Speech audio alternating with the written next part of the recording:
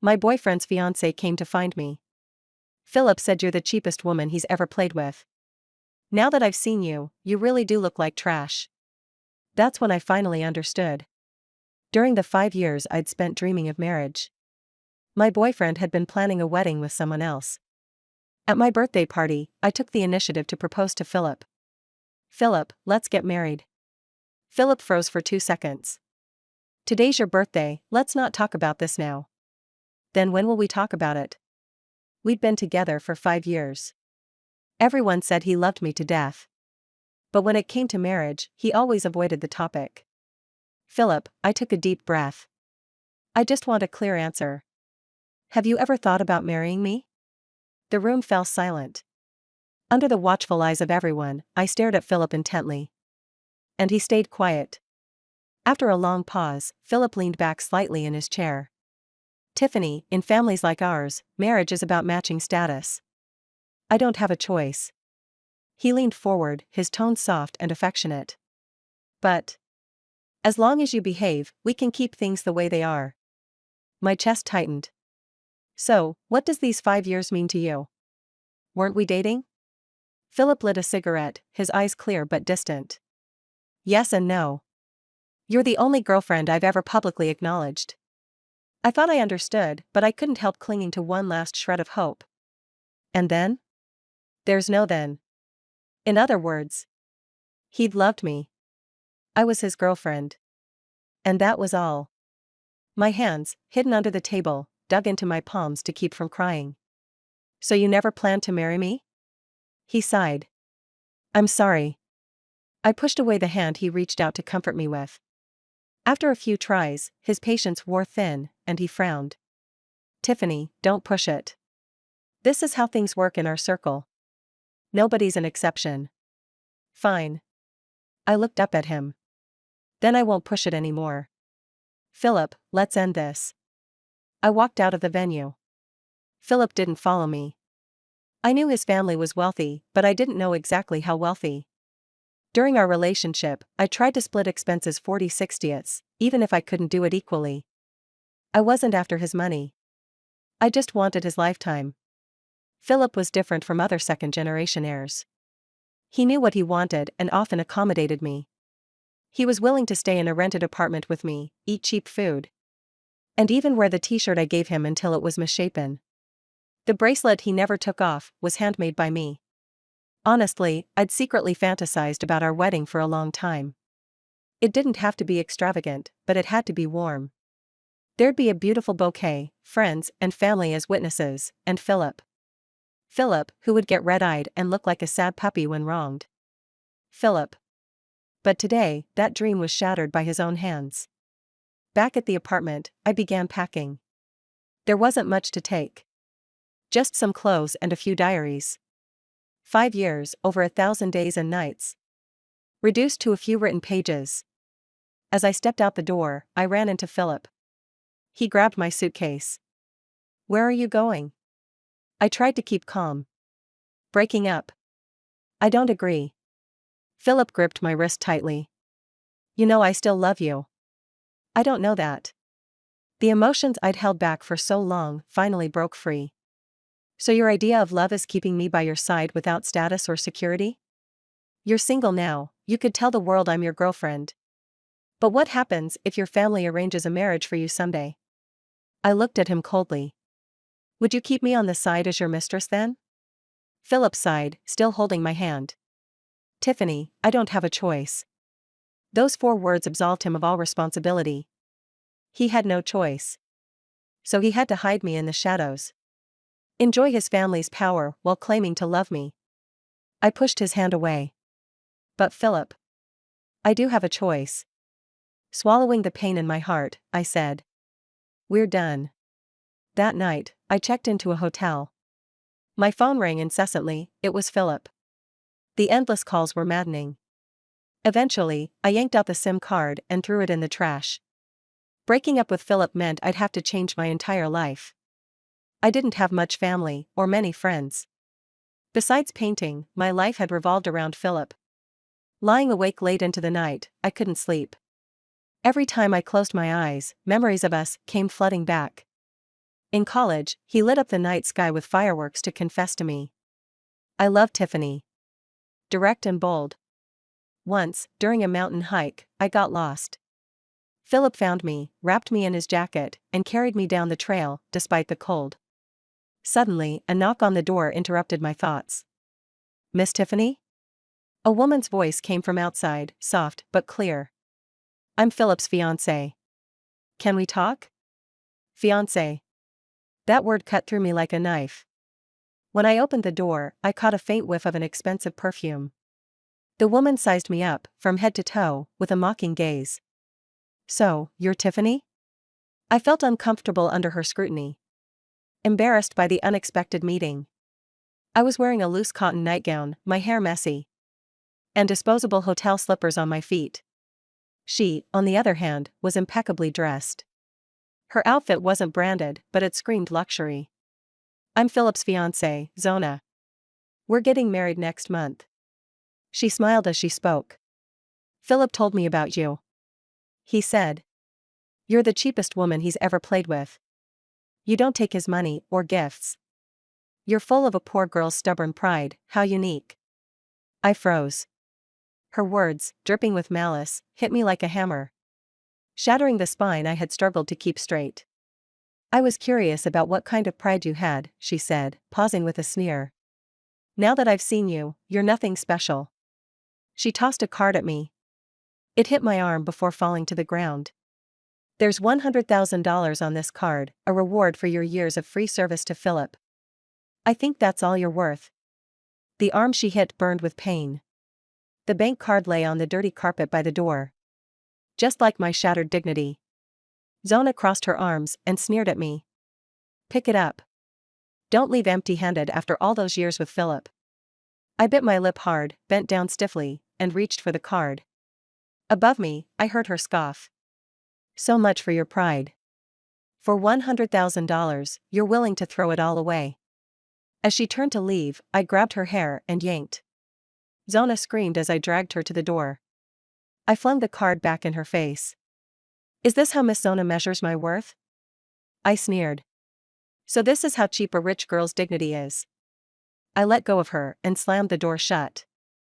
Zona's furious shouting echoed in the hallway. Inside, I leaned stiffly against the door, my hands trembling. It was all just an act. Fiancé. Philip already had a fiancée. So, while I had been joyfully planning our future, he had been secretly preparing a wedding with another woman. That was Philip's version of loving me. A sleepless night.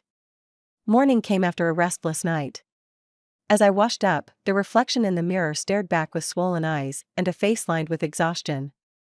I looked utterly worn out. After a quick tidy up, I prepared to head out to find a rental agency.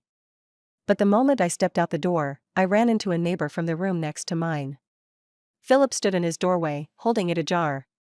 Tiffany? He strode towards me, the heavy stench of alcohol clinging to the air around him. From inside his room, a woman's voice called out, Philip.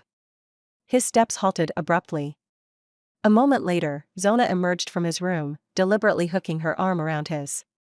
With a teasing tone, she pouted, Philip, it's all your fault last night. Look, I've got bruises on my waist. Philip's expression shifted slightly, and his eyes darted toward me, betraying a hint of discomfort. I knew Zona did all this for my benefit, making sure I saw everything. Even the accidental glimpse of the love bites peeking out from beneath her silky nightgown. Philip was a light sleeper and incredibly picky about his accommodations. He would never choose to stay in a budget hotel like this. Snapping out of my thoughts, I turned to leave. But just as I was about to go, Philip grabbed my wrist. Tiffany. He refused to let go, yet seemed at a loss for words. Zona stepped closer, raising an eyebrow with a faint smile. Philip, what's this about? Philip's grip tightened slightly before he eventually let go. Nothing, he replied. Zona chuckled softly, her tone light. Is this a friend of yours, Philip? Don't forget to send her an invitation. Philip hesitated for a moment before taking the invitation Zona handed him and passing it to me. This is my invitation, he said in a low voice. A wave of nausea rolled over me. Disgust rose from the pit of my stomach. Feigning readiness to accept it, I pulled my hand back just as Philip released his grip. The invitation fluttered to the ground. I shot him a cold glance. Do I know Mr. Liu that well? Philip's face darkened. Without another word, I walked toward the stairwell. Behind me, Zona's voice echoed, fading as she spoke, let's go. We've got a photo shoot with the wedding photographer today. As I descended half a flight of stairs, I vaguely heard Philip's response. All right. Memories resurface. My thoughts drifted back to our university days. On Philip's birthday, I had a sudden whim to take couples portraits with him. While changing outfits, I caught sight of a wedding dress displayed in the window. On a whim, we ended up taking a photo, not quite a wedding photo, but close enough. In the photo, as the shutter clicked, I looked at the camera. But Philip was looking at me. By the time I snapped out of it, I had reached the end of the third-floor stairwell. I stiffly walked out of the hotel. The morning sun was warm, a sign of a fresh day beginning. A new start and new challenges. Eventually, I rented a beautifully decorated loft apartment. The downstairs space was perfect for setting up my easel and paints. But just as I settled in, bad news arrived from the magazine I'd been submitting work to. They had suddenly replaced the illustration editor. My sole source of income was gone. After facing rejection from several publishers, I decided to put my artwork online. But no one showed any interest. Except for one comment, from someone with the username Waterwood. I love your work. When I have money, I'll buy all your paintings. I replied with a smile, sure. But my heart ached a little. By dusk, I sat by the floor-to-ceiling window, layering paint onto a canvas in a chaotic mix of colors. My thoughts were just as jumbled as the mess of brushstrokes. My phone rang then, breaking the silence. It was an invitation for an interview from a small company. After hanging up, I tore the messy painting from its frame, crumpled it, and tossed it into the trash. As I turned, my eyes landed on the calendar. June 16th. It was the anniversary of my relationship with Philip. I remembered last year, when he was abroad for work on this day. Late at night, I couldn't help but complain to him over the phone about feeling lonely. And his voice, soft with a smile, came through. Tiffany, look out the window. He should have been across the ocean. But there he was, standing under the street lamp, looking at me with travel-worn tenderness. Memories, no matter how fleeting, have a way of softening the edges of pain. Pulling myself back to the present, I glanced out the window at the sunset-drenched horizon. June 16th. It was just another Sunday. It was past 10 p.m., and the entire apartment building suddenly lost power. Because of childhood experiences, I'd been afraid of the dark since I was little. My phone battery was under 10%. Rather than sit in the dark all night with a dead phone, I decided to go downstairs to rent a power bank and wait it out at a convenience store. I lived on the third floor, so it was a quick trip down. However, I still overestimated my courage. A pitch-black staircase late at night during a power outage. Everything about it made my legs go weak. Ah. There was water on the steps, and with the dim visibility, I slipped and fell. Pain shot through my left leg like a knife. Someone rushed up from downstairs. Are you okay? The beam of a flashlight illuminated half his face, showing delicate and striking features. I didn't recognize him, but he looked familiar, as if I'd seen him in the elevator a couple of times before. He helped me up. Can you walk? I think so. I gritted my teeth and tried stepping forward while holding on to the handrail, but the stabbing pain in my left foot made me falter. He caught me again. Come on, he said, crouching down slightly. His dark clothing blended into the night. I'll carry you downstairs. I hesitated for a moment. Thank you. He carried me downstairs with steady steps. The hand holding the back of my knees was clenched into a fist, gentlemanly avoiding touching me directly. Seeing how much pain I was in, he even hailed a cab and accompanied me to the hospital. On the way there, I learned his name, Sean.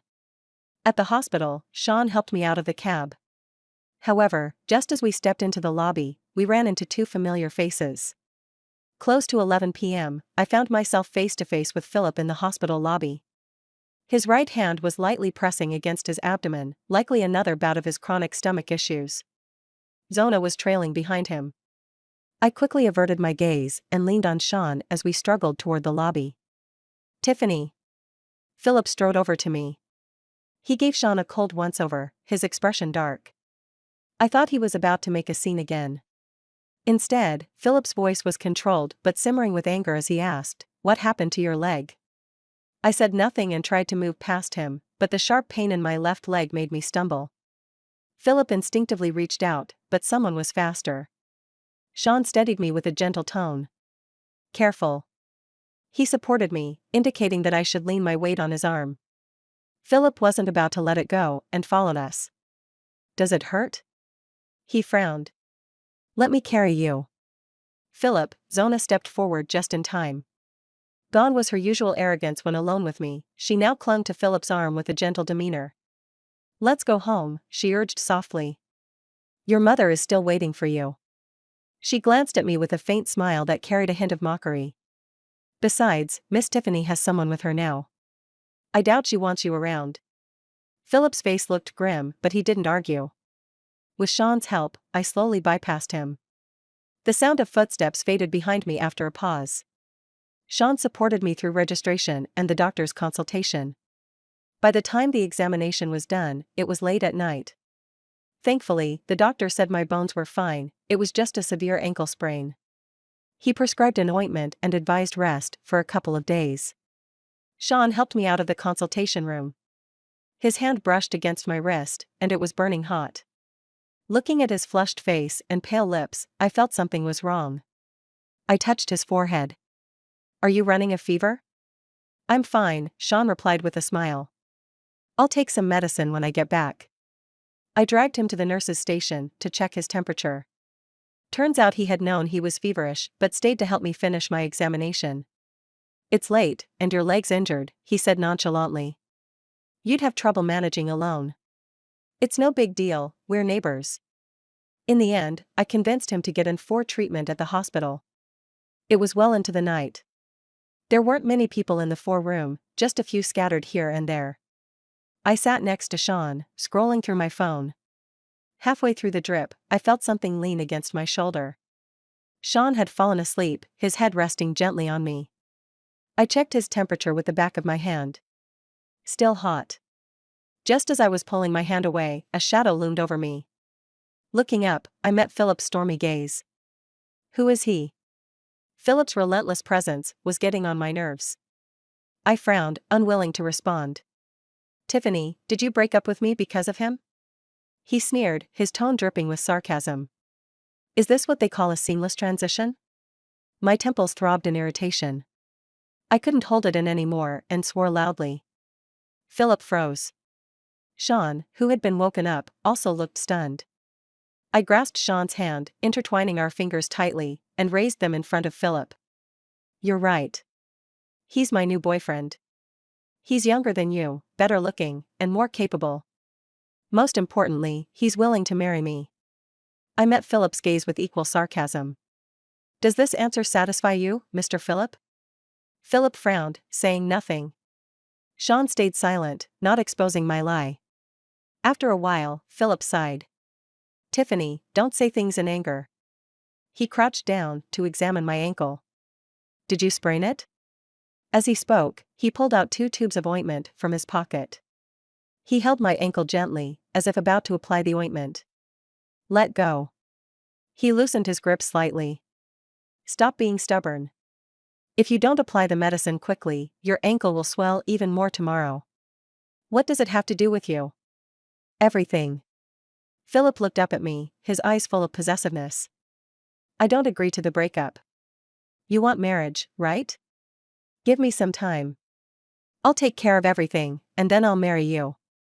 When someone's words reach the height of absurdity, all you can do is laugh. I stared coldly at him.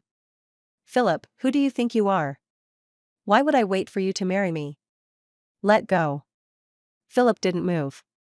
The next moment, Sean, who had quietly removed his 4-needle, suddenly grabbed Philip by the collar. His expression was calm, but his tone was icy. "My girlfriend asked you to let go. Didn't you hear her?" After a 2-second pause, Philip flung Sean's hand away, his gaze scrutinizing both of us. "Girlfriend?" His eyes landed on Sean's cheap white t-shirt, and he chuckled. Your whole outfit costs less than 200 yuan. And you think you're qualified to be her boyfriend? If you're broke, don't try to chase girls. Shut up. Ignoring the searing pain in my left foot, I stepped in front of Sean. Do you seriously believe every relationship revolves around money? I looked up at him, the sarcasm in my eyes unmasked. By that logic, Mr. Philip, you're better suited to paying for love. Every minute of passion, clearly priced. Philip frowned. Tiffany, are you taking this pauper's side? Or are you still mad at me? He seemed to convince himself it was the latter. I've explained it to you before. She and I were just fooling around. Was that marriage certificate really so important? More important than our love? It was. The face I had loved for 5 years was still the same. Yet suddenly, it felt unfamiliar. I stared at him coldly. You still don't understand why I left you. You had the choice not to marry her. I didn't have to marry you either. But you didn't even have the courage to tell me. You wouldn't marry me because you'd choose your family over me. You kept saying you had no choice, but you never gave me one either. You were just cowardly and selfishly planning to waste my entire life. Saying everything that had been bottled up, I felt relieved. Philip, it took me 5 years to figure out one thing. You're a coward. When Sean and I got home, it was already past midnight. Even with his low-grade fever, he insisted on supporting me to my door, waiting until I entered before leaving. The apartment's power had been restored. After washing up, I lay in bed, my thoughts drifting back to Philip's clenched fists and red eyes after my parting words. Yet he didn't argue. By Monday, my ankle had improved, and I could hobble around. I attended the scheduled interview and received an offer that evening. Wanting to thank Sean, I bought a bunch of gifts and went to his place, but his phone was off, and no one answered the door. Feeling worried, I returned to his apartment later that night. This time, I knocked for nearly 10 minutes. The door finally opened. The room was dark, with heavy curtains blocking out the moonlight. The air felt stifling. Sean stood at the doorway, unshaven and bloodshot after 2 days. Sean. I was startled by his appearance. He forced a weak smile. What's up? I brought some gifts to thank you for the other night. It's fine. He interrupted softly and moved to close the door. Something felt off. Panicking, I reached out to stop him. Ah. My fingers got caught in the door. The sharp pain brought tears to my eyes almost instantly. Sean froze, quickly grabbing my wrist. Are you okay? His eyes were filled with guilt. I'm sorry. I stared at the disheveled man before me and asked softly, may I come in and sit for a bit? Sean was silent for a long moment. He eventually stepped aside and turned on the lights. Okay. Sean's home was spotless. So clean, it felt suffocating. Not a speck of dust anywhere. Even the bedspread was perfectly smooth. The floor shone like new. The only exception was the carpet, littered with medicine bottles. Though Sean quickly gathered them up, I caught a glimpse. Citalopram. A medication for treating depression. I frowned. Despite knowing him only briefly, Sean had always struck me as gentle and kind. Could he be struggling with depression? I didn't know how to ask. The sound of running water from the bathroom broke the silence. Sean soon emerged, water droplets still clinging to his face. Sorry. His voice was low and slow, carrying an inexplicable weight. My chest tightened. After a moment's hesitation, I limped over to the carpet and sat down, patting the spot next to me. Care to chat for a while? Sean hesitated before sitting down, maintaining half an arm's distance. From this angle, the night sky outside the window was visible. The moon was full tonight, surrounded by countless stars. We talked for a long time. And I learned about his past. Sean used to be a competitive swimmer. He had participated in national tournaments. His coach once called him the most promising athlete for a world championship. But a year ago, a tragic accident changed everything. Sean suffered an injury that permanently ended his career. Worse still, his parents died in that same accident. They passed away right in front of him. He watched them fight for their lives, only to take their last breaths. Completely powerless. The dual blow of losing both his family and his dreams had utterly crushed him. Sean's eyes were red, his hands trembling as he rested them on his knees. The trembling worsened until I reached out and held them. I wanted to tell him that it was all in the past, but the words wouldn't come. For him, how could it ever truly be in the past? Not knowing what else to say, I held his hands gently until he calmed down. At last, Sean exhaled deeply. Thank you. First day at work. Everything went smoothly, except for a slight limp in my left leg. The boss wasn't too demanding, and the colleagues were decently friendly. Except the new phone number I just got received a call from Philip. I hung up 5 times in a row. Finally, he stopped calling. After work, I went straight to see Sean. Luckily, he seemed much better today. He even made dinner himself. Sean is a meticulous person, but his cooking skills are abysmal. When I discovered that the fish he was cooking was still swimming in cold water, I sighed and gently pushed him out of the kitchen. Let me handle it. Honestly, my cooking isn't great either. But it's at least edible. Sean refused to leave and just stood by my side, helping out. He washed some vegetables and cracked a couple of eggs. While I scrambled to stew the fish, I turned my head and caught Sean leaning against the doorframe, watching me. He was wearing light-colored loungewear. His hair, naturally black and silky, softly framed his forehead. The setting sun streamed in through the window, bathing him in a warm glow. It softened his features even more. Sean has a pair of very gentle eyes. Clear and calm. At that moment, he watched me quietly, no intensity, no possessiveness, just pure, gentle observation. He smiled sincerely. Tiffany, he said, I think you're a very special person. You make people feel at ease. A shift in the office atmosphere. Today, the vibe at work was different. Everyone seemed to be whispering about something. The moment I arrived, Warm pulled me aside. Did you hear? Our company got acquired. A new boss is coming any minute now. Acquired? Our company isn't big, barely 20 people, including management. Why would anyone suddenly acquire us? A bad feeling crept up on me. And soon enough, my suspicion was confirmed. Amid the applause welcoming the new boss, I saw Philip walking in slowly. His gaze locked onto me without hesitation. Intense. Burning. Tiffany, come to my office, he said. Snapping back to my senses, I returned to my desk. If Mr. Philip has something to say, he can say it here. The office fell into an awkward silence. Warm nudged me under the desk, her eyes signaling, are you crazy? But Philip didn't seem angry. He raised an eyebrow. Are you sure you want me to say it here? The tension was palpable. In the end, I relented and followed him. Philip has a streak of madness, he's capable of anything. With everyone whispering behind me, I walked into Philip's office. The sound of the door locking behind me instantly put me on edge. Philip walked up to me, bending slightly to meet my eyes. Tiffany, come back. His voice was hoarse. You know I can't live without you. How many times now?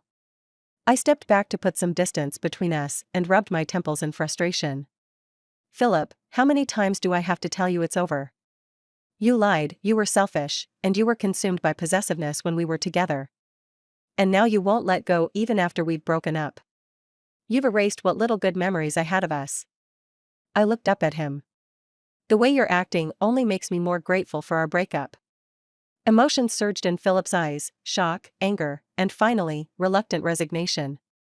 He opened his mouth to speak, but stopped short. In the end, he just gripped my wrist tightly. Hate me all you want, be angry with me, I don't care. I'm not letting go. As I shook off his hand and turned to leave, he suddenly brought up Sean. You're rejecting me because of that, Sean, aren't you? Philip's tone was low and menacing as he approached me. Tiffany, a man with depression, can find 1,000 reasons to slap. My hand trembled as I stared at him. The issues between us have nothing to do with him. Don't make me hate you. Philip lowered his gaze, his expression unreadable. The red mark from my slap stood out on his face. I turned and walked away. I'll send you my resignation letter. Philip, if you still want to save face for both of us. I don't want face. He cut me off, his voice hoarse. I only want you. After leaving Philip's office, my coworkers were still whispering among themselves. Winnie, who was usually the closest to me, leaned over and whispered, Tiffany, do you know the new boss? No, I replied while starting to pack my things. She asked, confused. Resigning. I quickly drafted my resignation letter, gathered my belongings, and left the company. As I was leaving, Philip stood by the doorway, watching. He lit a cigarette. The rising smoke blurred his gaze, before it was scattered by the wind. Just as I stepped out of the company's main entrance, my phone vibrated. It was a text message. The number was painfully familiar, so familiar I could recite it from memory. After you resign, I'll make sure you can't find any job related to art in the city. No one will buy your paintings either. Tiffany, if you don't want to end up washing dishes or sweeping floors just to humiliate yourself, come back to me. Shortly after, a third message arrived. This time, Philip's tone softened. Tiffany, I'm begging you. Please come back. I didn't reply. I simply blocked his number. In these 5 years, if he had truly understood me, he would know one thing. I never look back. Even if the road ahead is rough and bleak. I returned home with my things. My mind was in turmoil. As I opened the door, Mimi, the cat, jumped down from her perch and rubbed against my pant leg. Mimi was a stray Philip and I had adopted together. Philip hated cats, but still let me keep Mimi in the one-bedroom apartment we used to rent. I crouched down to rub Mimi's head, opened a can of food for her, and then went downstairs. After a few knocks, Sean opened the door. The room was as tidy as always, and just as dark. The air felt stifling. After spending time with Sean, we had grown familiar enough that I even kept a pair of my slippers at his place. I changed into them, walked over to the window, and opened it to let in some fresh air. As I turned around, I noticed an empty bottle of sleeping pills on the floor. Sean. I rushed over to pick up the bottle. How many did you take? Sean looked at me and smiled. Don't worry, just 2. Having trouble sleeping lately. That's all. Really? Really. He took the empty bottle from my hand and threw it into the trash. Relax, he said, guessing what was on my mind. I promise, if I ever decide to leave this world, I'll tell you in advance. After all. He paused, and his laugh was faint.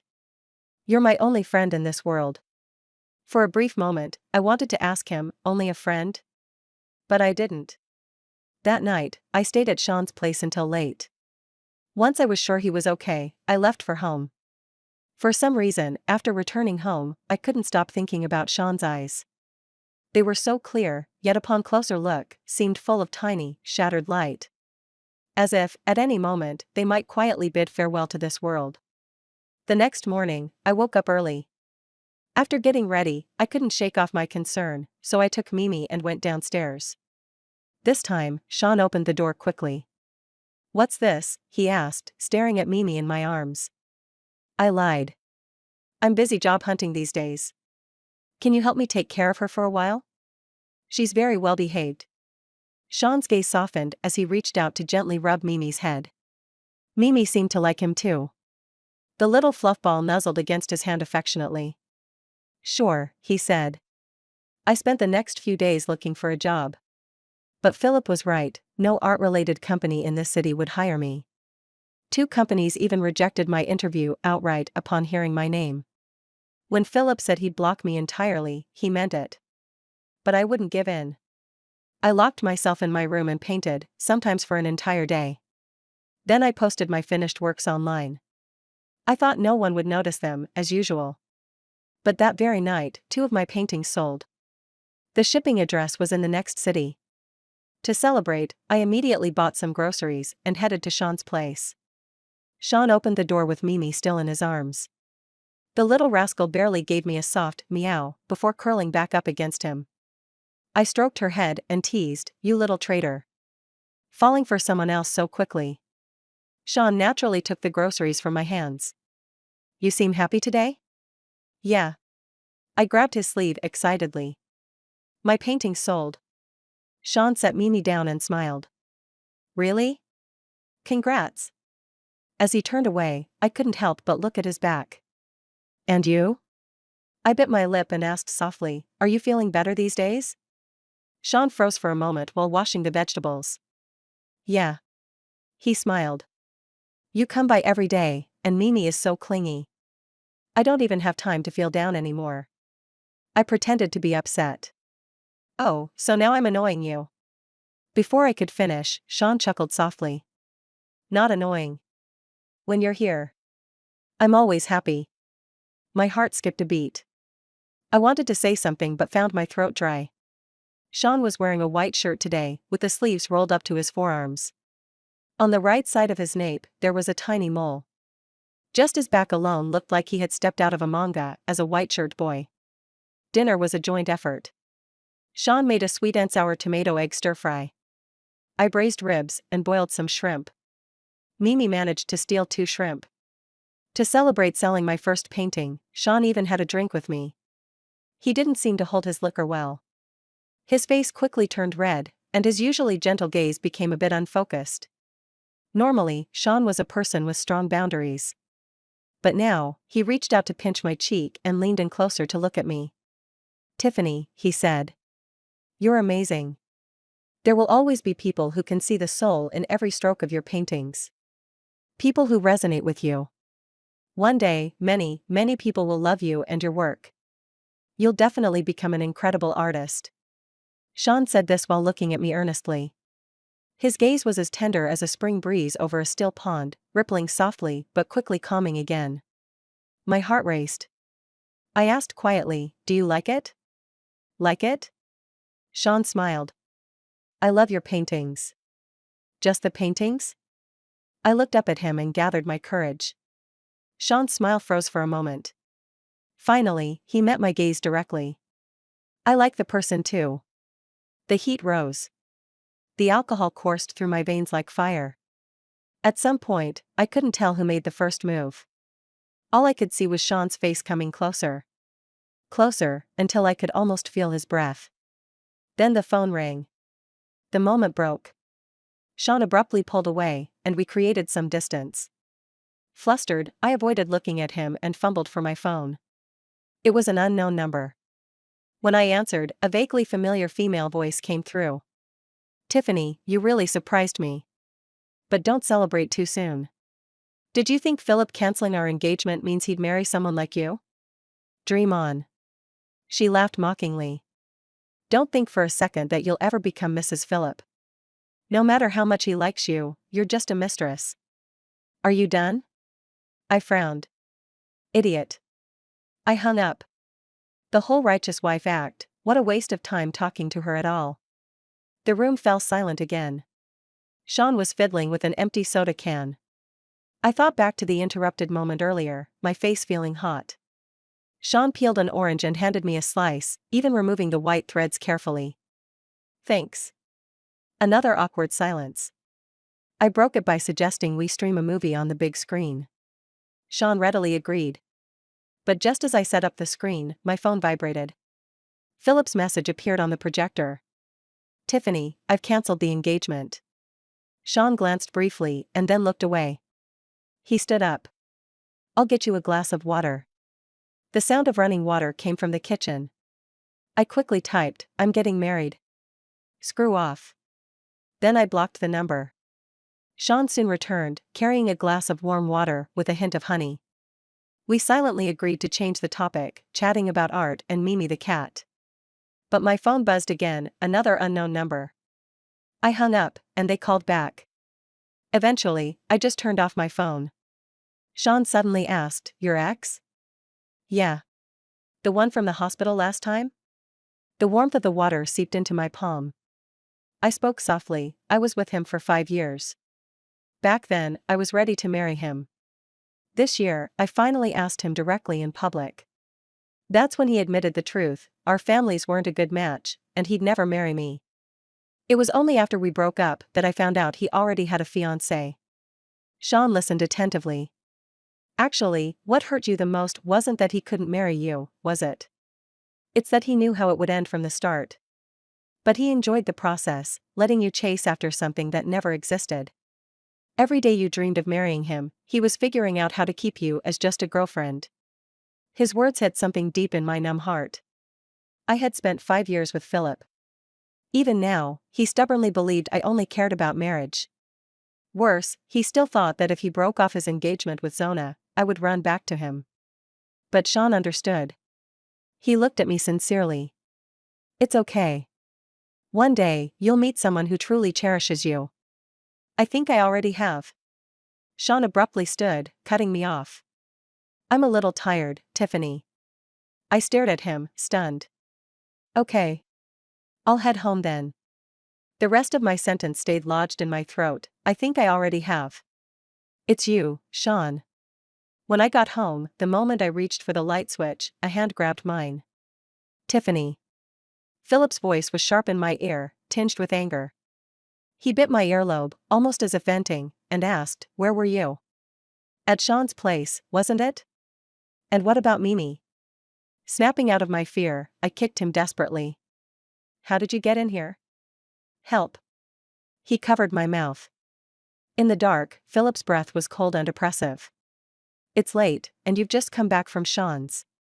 Mimi's with him now, isn't she? Tiffany, that's the cat we raised together. What gives him the right? I struggled fiercely. Finally, he let go, sighing. His tone softened slightly.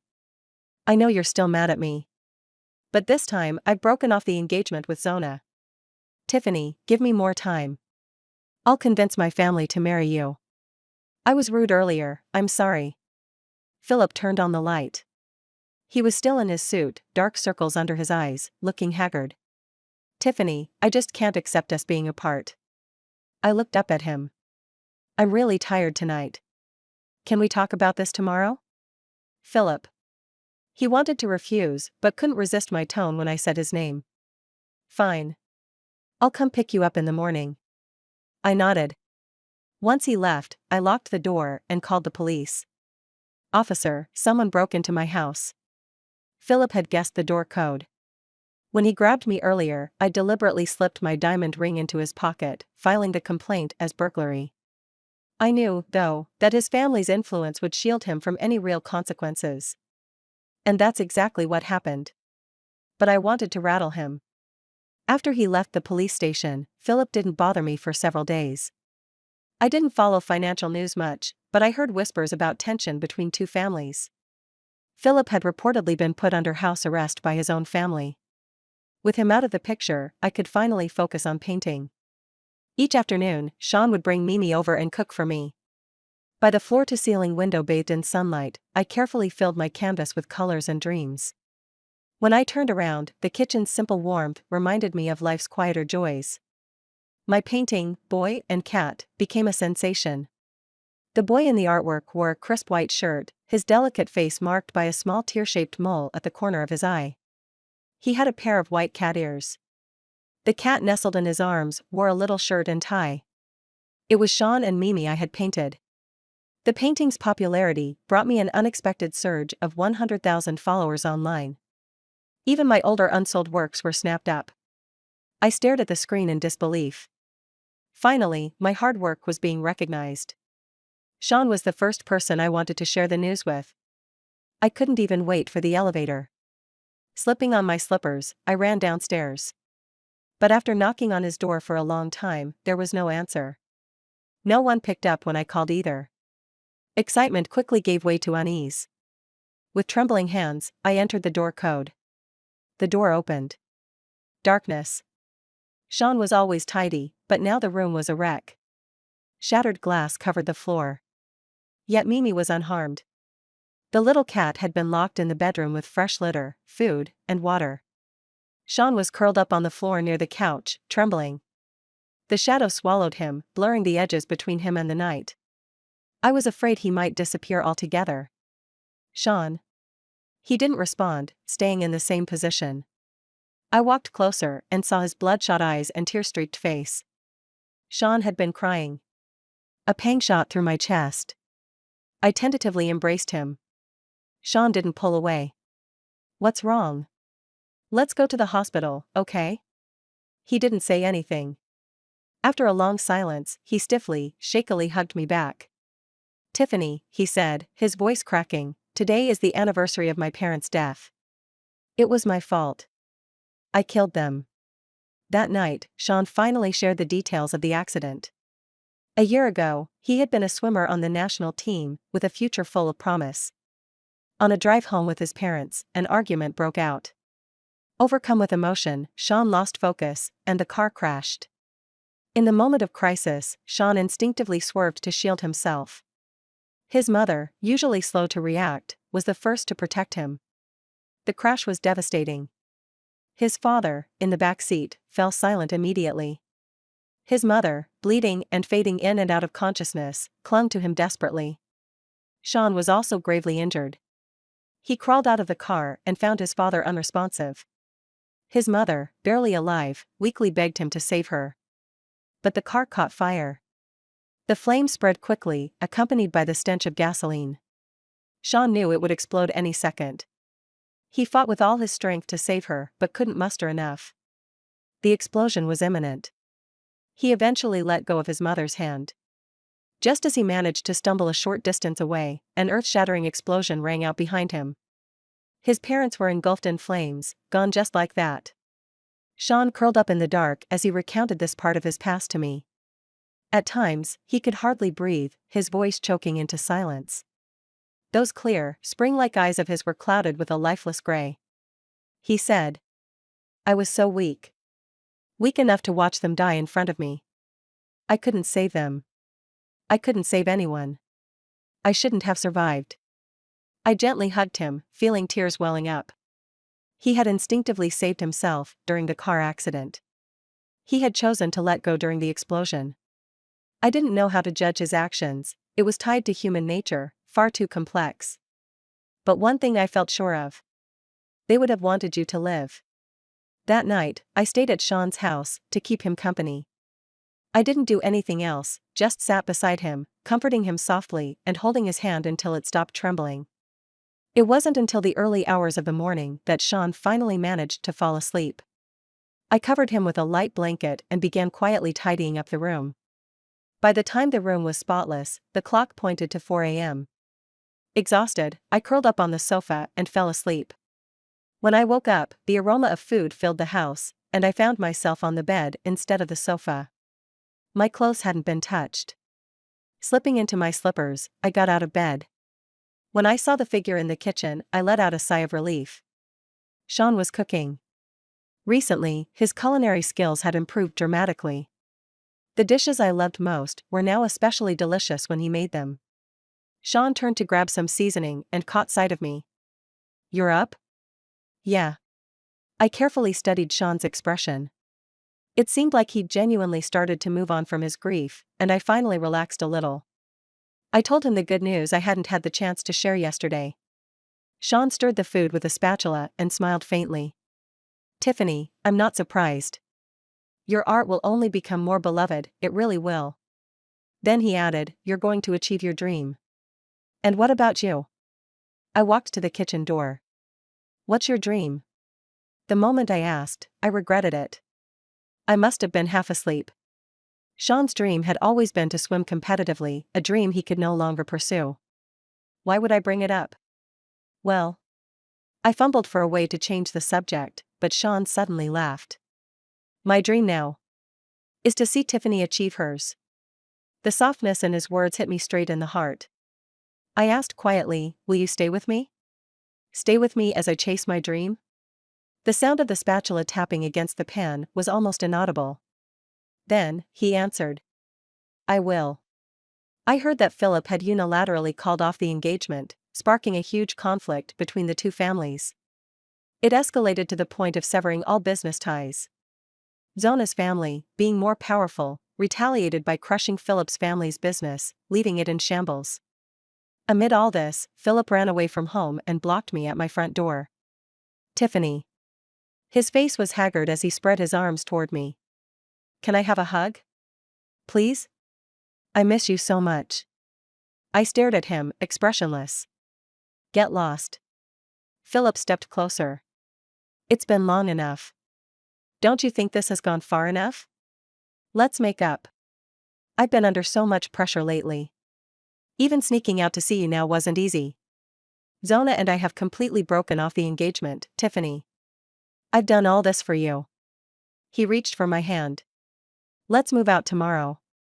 End things with that guy downstairs, and we can start fresh. I'll introduce you to my parents, they'll love you. Philip. I frowned at him. Aren't you tired? Philip froze. Don't you think your whole life is just twisted? When I was fully devoted to you, you dragged things out for 5 years and never even considered taking responsibility for me. Now that I don't love you anymore, you're pulling this lovesick act, pestering me to get back together. Do you love me, or are you just unwilling to let go? Did you end things with Zona because you love me or because you're rebelling against your parents' expectations?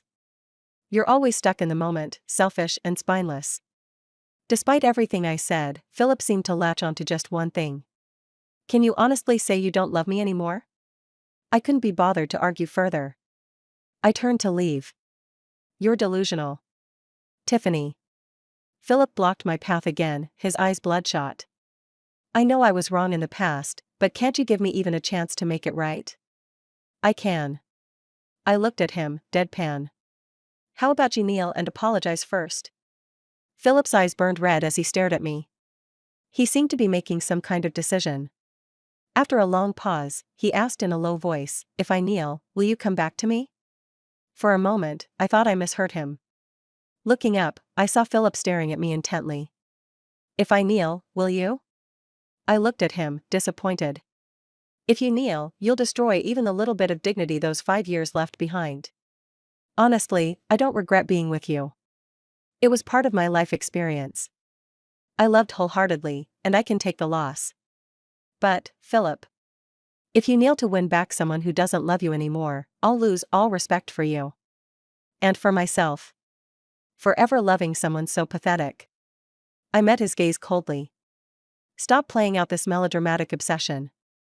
You know me well enough, I've truly moved on. Let's leave each other with some dignity. Philip, don't make me lose respect for you.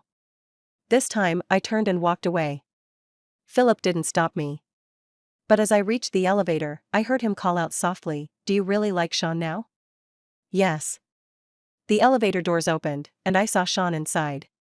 He was holding Mimi in one arm and carrying groceries with the other. He smiled at me. Come to my place? I'm making your favorite braised prawns for lunch. Okay.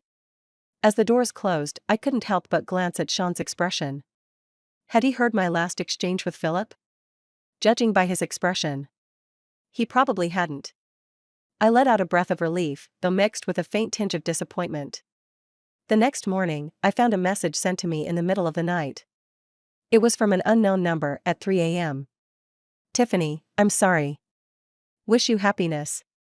I once thought my growing popularity would be nothing more than a fleeting moment. But surprisingly, more and more people started appreciating my artwork. Now, I could even say I've gained a bit of recognition. I was invited to hold my very first art exhibition. The excitement and nervousness were overwhelming, mixed with an almost dreamlike unease. I even felt a twinge of unworthiness. Sean, however, saw through my emotions effortlessly. He stayed by my side, helping me piece together the exhibition, watching me paint, and reassuring me. You deserve all of this, he said. You've always deserved it. His words smoothed the storm of anxiety in my chest. Together, we prepared every detail for the show. But I was so preoccupied, I didn't notice. When Sean wasn't busy comforting me, he was becoming quieter. The exhibition went as planned. Sean stayed close, never too far, his gentle gaze following me. I couldn't explain it. He had this calming presence, like a silent magic. Even without a word, just standing there, he made me feel at ease. The event was a success. But amidst the crowd, I spotted someone familiar, Philip. My heart sank as I frowned. What was he doing here? I braced for trouble, but he wore a mask and behaved like an ordinary visitor, quietly admiring every painting. He seemed more focused than anyone else. When it became clear he wasn't planning to stir up any drama, I let my guard down. Philip carefully viewed each piece and then left without a fuss. Before going, he even purchased 2 of my paintings for a substantial sum. From start to finish, he only glanced at me twice, never approaching or causing any trouble. The exhibition boosted my reputation a little in the local art scene. Everything seemed to be improving. Yet, I couldn't shake my growing concern for Sean. I started spending more time at his place, chatting with him, observing his mood. To my relief, Sean seemed to be doing better. He smiled often, his eyes as warm as ever. He took great care of my cat, Mimi, and quietly tidied up the mess I left behind. One evening, after a few drinks, we sat on the carpet, gazing at the night sky outside his window. Sean. Yeah? The alcohol gave me courage. Do you like me? I asked boldly. Sean chuckled softly, without hesitation. I do. His response was so natural, as if liking me was the most obvious thing in the world. My heart raced. I gripped my can nervously, then took the plunge. Then, let's be together? Sean went silent. 1 second. 2 seconds. Before I could sense something was off and turn to look, I realized he had fallen asleep, leaning against the wall. I couldn't help but laugh, feeling both amused and exasperated. All that nervousness for nothing. I gently took the empty can from his hand and looked at him under the moonlight. Tracing his features with my eyes, I didn't even know when I leaned closer. My heart pounded. I moved in to kiss him. Just then, his body slid slightly against the wall. My lips brushed his cheek instead. Sean woke up. Flustered, I felt my face heat up, and the alcohol seemed to evaporate. No rush, I thought. We'd have plenty of nights for confessions. The next day was one of those rare sunny mornings. I texted Sean, asking him to go to the park with me to sketch. He didn't reply. I went downstairs to his place and knocked, but there was no answer. So I let myself in. Thankfully, the apartment wasn't as gloomy as I feared. The heavy curtains were drawn back, windows open, everything spotless. Even the litter box was freshly cleaned. The air carried a faint jasmine fragrance I loved. Sean must have gone to the store. He always kept his phone on silent, so missing my message wasn't unusual. Relieved, I waited for him at his place. But hours passed, and he still hadn't returned. Calls went unanswered. 2 hours. 3. 4. I started to panic. I searched the nearby streets and eventually called the police. That evening, I got a call from the station. They'd found a body in the river. A man. The words river and body left my mind blank. I didn't even know how I got to the station. There, I saw Sean. He wore his usual white shirt. A rose tattoo adorned his left wrist. On Sean's private social media, there was a post he'd made the night before. It was visible only to himself. My moon has finally risen from the water, it read. She always belonged to the sky. I didn't shed a tear when I saw his lifeless body. But when I read those words, I broke down. He said his moon had returned to the sky. But that ordinary night, as I slept unaware, he had jumped into the water. That morning, when I saw his spotless home, I thought it was a sign he was getting better. But it was the calm before his final farewell. On an unremarkable day, under a serene sky, he tidied his home, refilled Mimi's bowl, and left. I only realized after he was gone how deeply his depression had taken hold. It wasn't just emotional turmoil, it was a physiological battle. Every day was torment for him. But I never knew. Sean hid it so well. He encouraged me, supported me, and helped me realize my dream. He cared for my cat, always wearing that gentle smile. I didn't know how much he was enduring. Not until he was gone. Back from the station, I locked myself in his apartment. I pulled the heavy curtains closed, surrounding myself in the darkness he once lived in. It felt as if he were still there. I clung to his phone, the warmth from the device fooling me into thinking Sean was alive. He hadn't taken it with him when he jumped. It was left in a drawer, on silent mode. Trembling, I opened his notes, hoping he'd left me something. There was only one entry. I hesitated for a long time before summoning the courage to open it. If you're reading this, then I owe you an apology, it began. I'm sorry for leaving without saying goodbye. I just couldn't hold on anymore. I can't forgive myself for my weakness, nor could I win against this illness. For me, leaving is a relief. But I don't want my death to become a burden for you. Your existence has already given me so much I never dared to dream of. If it weren't for you, I wouldn't have survived that winter when my parents passed. I've been your fan for a long time, since the days you posted your artwork online, back when no one noticed you. I knew then that one day, the world would see you. And now they have.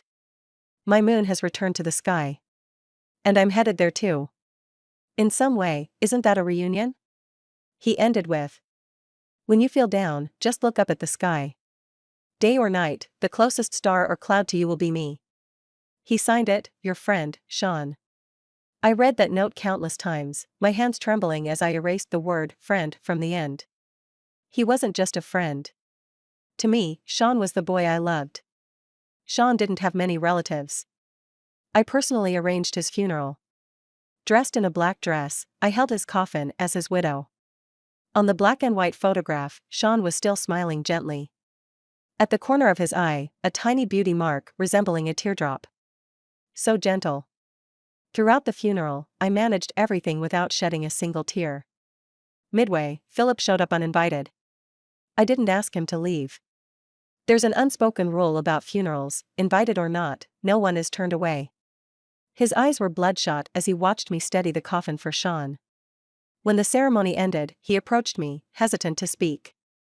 In the end, he only managed to stammer, "My condolences." Then he left a bouquet of flowers for Sean and walked away. Against the light, his usually straight back seemed to crumble little by little. After Sean's death, I began receiving several parcels. They were all my paintings. Only then did I realize that during the days when I was an unknown artist, Sean had been quietly saving money from his living expenses to buy my works under other people's names. He left delivery addresses scattered across the country, only to have them eventually sent back to him. All those dreams of mine that had nowhere to take root, Sean had been quietly supporting them from behind the scenes. That fool. And then I stumbled upon Sean's social media account. It was called Waterwood. Scrolling through his past comments, I found that on nights when his illness was severe, when he was racked with insomnia and pain, he would still meticulously reply to criticisms of my work. Every negative comment or doubt aimed at me, he would counter them earnestly, one by one. He told them, "She's going to be the greatest artist. Her paintings contain the purest soul in the world." Sean had believed in me without reason. Perhaps it was these traces he left behind that made me feel as if he were still by my side. Until one afternoon. I was curled up in Sean's home, tidying his room until it was spotless. When I turned around, I saw Mimi, the cat, lying on Sean's favorite white shirt, gently nuzzling the fabric with its head. It let out soft meows, sounding almost like it was being coquettish. In that moment, a surge of grief hit me.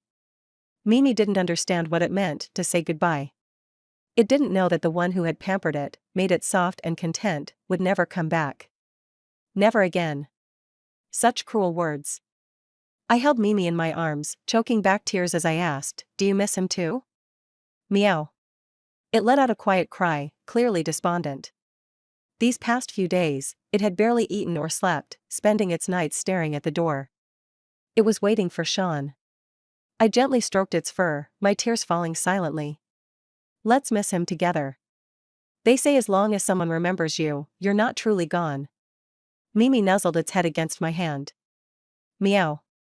For half a month after Sean's death, I locked myself in his room and painted. The painting depicted a young man, gravely injured, running barefoot through a forest trail. His refined face was etched with pain and despair. Behind him, flames raged skyward.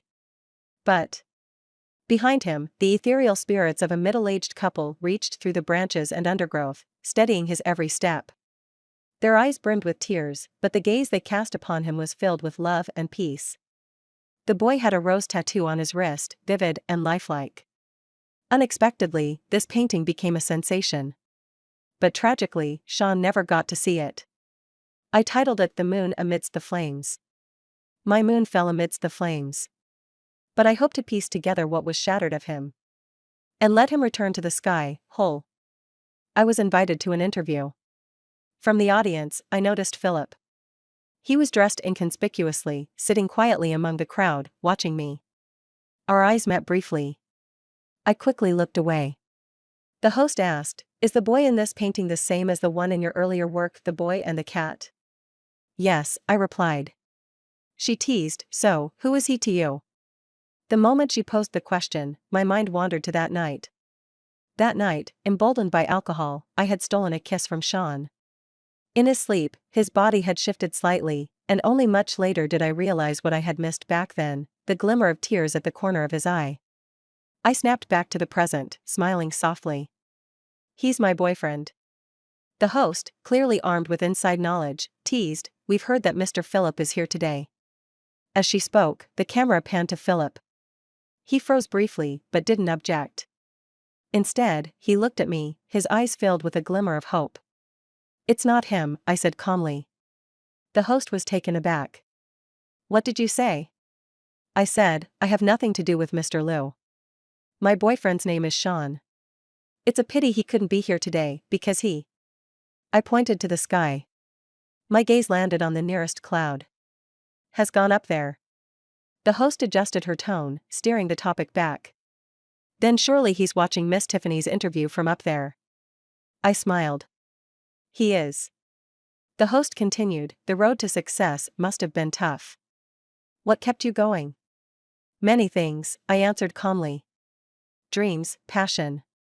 And every bit of love for my work, every word of praise in the comments.